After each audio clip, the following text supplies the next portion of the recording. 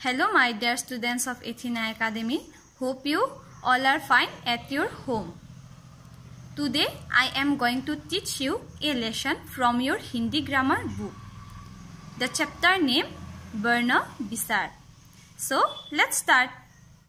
बच्चों, आज मैं तुम लोगों को यह चैप्टर सिखाऊंगी. वर्ण विसार पाठ 2 वर्ण विसार ऑर्थोग्राफी. बच्चों, तुम लोगों को पता है न वर्ण किसे कहते हैं? वर्ण क्या है? यहाँ पर देखो, भाषा की सबसे छोटी इकाई या ध्वनि जिसके टुकड़े नहीं किए जा सकते उसे वर्ण या अक्षर कहते हैं, जैसे अ, क, ख, ह आदि. भाषा की सबसे छोटी इकाई. छोटी इकाई का मतलब होता है छोटे छोटे वर्ण लग करके गठन होना या ध्वनि जिसके खंड नहीं किए जा सकते उसे वर्ण या अक्षर कहते हैं. बच्चों, अब वर्णों के प्रकार. वर्णों के कितने भाग होते हैं? हिंदी भाषा में वर्ण 2 प्रकार के होते हैं. हिंदी भाषा में वर्ण 2 प्रकार के होते हैं, जैसे स्वर और व्यंजन. स्वर और व्यंजन. स्वर जिन वर्णों का उच्चारण बिना किसी अन्य वर्ण की सहायता से किया जाता है उन्हें स्वर कहते हैं. ये स्वतंत्र ध्वनियां होती है. जिन वर्णों का उच्चारण हम बिना किसी अन्य वर्ण की सहायता से किया जाता है उन्हें स्वरवर्ण कहते हैं. ये सब स्वरवर्ण होता है. यह वर्ण स्वतंत्र होता है. ये सब ध्वनियां क्या होता है? स्वतंत्र होता है, इसलिए इसको स्वरवर्ण कहते हैं. जैसे अ, आ, ई, उ, री, ए, ओ, औ, अंग, आह, अ. ये सब स्वरवर्ण होते हैं क्योंकि जब हम अपने मुंह से ये सब वर्णों को बोलते हैं तो हम अन्य वर्णों की सहायता नहीं लेते हैं और ये सब वर्ण स्वतंत्र होते हैं, इसलिए ये वर्णों को हम स्वरवर्ण कहते हैं. अनुस्वार. अनुस्वार जब मैं ये शब्द बोल रहा हूँ अपने मुंह से तो तुम लोग भी अपने मुंह से यह शब्द बोलना. इसका उच्चारण नाक से होता है. जब तुम लोग यह शब्द बोलोगे तो तुम लोगों को पता चल गया होगा कि इसका उच्चारण कहाँ से होता है? नाक से होता है.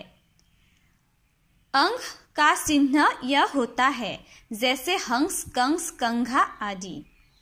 अब अनुनासिक. इसका उच्चारण नाक और गले दोनों से होता है. अनुनासिक का उच्चारण कहाँ से होता है? नाक और गले दोनों से होता है. आहा का चिन्ह यह होता है, जैसे गाव, सांड, पाव आदि.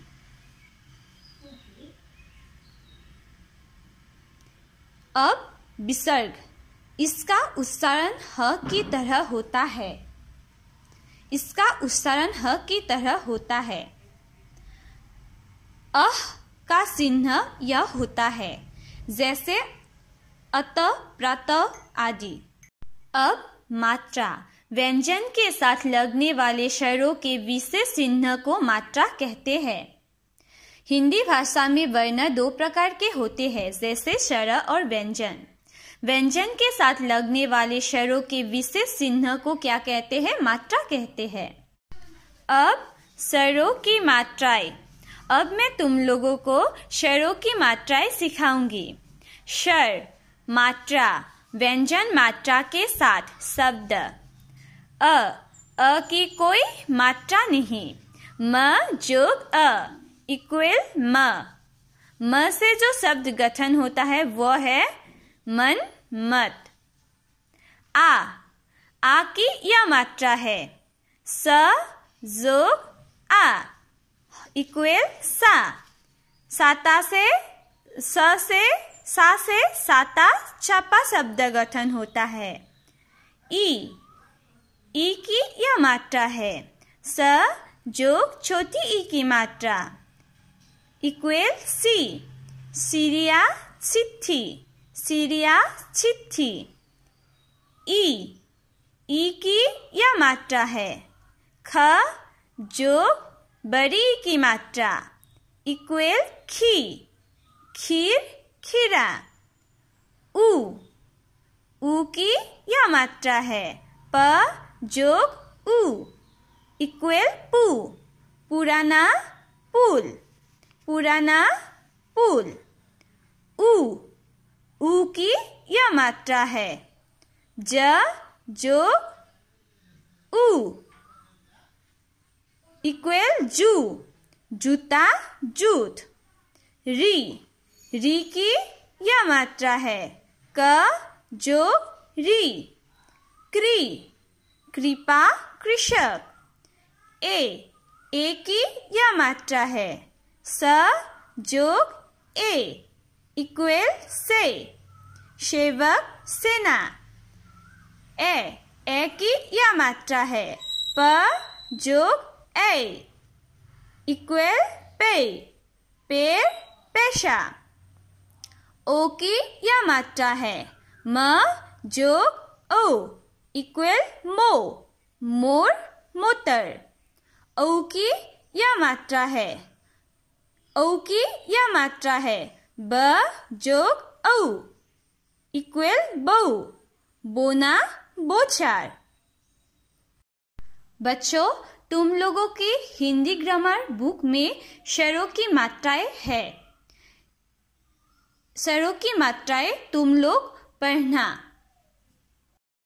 और ये शब्द भी पढ़ना। अब व्यंजन। जिन वर्णों के उच्चारण के लिए स्वरों की सहायता लेनी पड़ती है उन्हें व्यंजन कहते हैं। व्यंजन स्वतंत्र नहीं होते।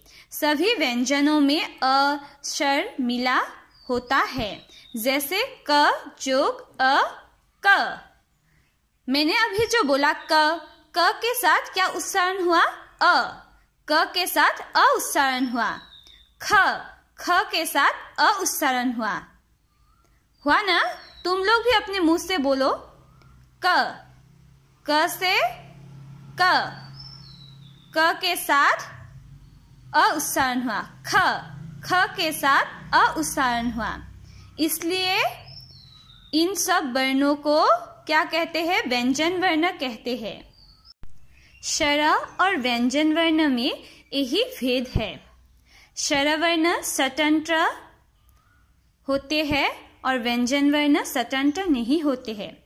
स्वर वर्ण जब हम स्वर वर्ण उच्चारण करते हैं तो तब हमें अन्य ध्वनि की आवश्यकता नहीं लेनी पड़ती है। लेकिन व्यंजन वर्ण की जब हम उच्चारण करते हैं तो अन्य वर्णों की आवश्यकता लेनी पड़ती है, सहायता लेनी पड़ती है। अब संयुक्त व्यंजन। संयुक्त व्यंजन दो अलग अलग व्यंजनों के मेल से बने व्यंजन संयुक्त व्यंजन कहलाते हैं। स, त्र, ज्ञ, स्र ये 4 संयुक्त व्यंजन हैं। दो अलग अलग व्यंजन अर्थात जैसे कि क जोग स, हमान स, रक्षा शिक्षक। त जोग र, हमान त्र, पत्र मित्र। त्र से पत्र और मित्र ये दोनों शब्द होता है। और भी शब्द होता है लेकिन आपके बुक में, आप लोगों के बुक में यह लिखा है पत्र और मित्र। ज जोग न्य, ज्ञ, यज्ञ ज्ञान। स जोग र, स्र, परिश्रम आश्रम, परिश्रम आश्रम।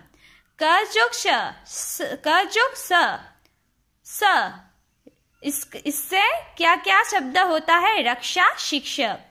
त्र से पत्र, मित्र। ज्ञ से यज्ञ, ज्ञान। श्र से परिश्रम, आश्रम। यहाँ पर देखो, ये दो अलग अलग वर्ण है। क, ह, क, ह। इससे क्या होता है? ये दोनों मिलकर श होता है। और स से क्या शब्द होता है? रक्षा, शिक्षक। त और र, ये दोनों अलग अलग व्यंजन है, वर्ण है। ये दोनों मिलकर त्र होता है। जैसे पत्र और मित्र, ये शब्द होता है। अब तुम लोगों को पता चला ना कि संयुक्त वर्ण किसे कहते हैं? जो दो अलग अलग व्यंजनों के मेल से बने व्यंजन संयुक्त व्यंजन कहलाते हैं। अब वर्णमाला भाषा में वर्णों के एक निश्चित क्रम में बंधे समूह को वर्णमाला कहते हैं। क्या कहते हैं? वर्णमाला कहते हैं। जैसे क, ख, ग, घ एक निश्चित क्रम में बंधे हैं, है ना? उससे क्या कहते हैं? वर्णमाला कहते हैं। जैसे माला में होता है मोतियों का समूह, ठीक उसी तरह वर्णमाला में होता है वर्ण का समूह। क, ख, ग, घ यह सब वर्ण है और एक निश्चित क्रम में बंधे हैं। इसलिए उन वर्णों को क्या कहते हैं? वर्णमाला कहते हैं। क से लेके ह तक उसे व्यंजन वर्णमाला कहते हैं। एक निश्चित क्रम में है, उसे व्यंजन वर्णमाला कहते हैं। क से लेकर ह तक, अ से लेकर अह तक वह स्वरवर्णमाला है, उसे स्वरवर्णमाला कहते हैं। अ से लेकर अह तक। बच्चों, मैंने तो अब तुम लोगों को चैप्टर 2 सिखाया है। अब तुम लोग अपने घर में उस चैप्टर को पढ़ो और पढ़ने के बाद अगर कुछ प्रॉब्लम पाते हो तो मुझे कॉल करो।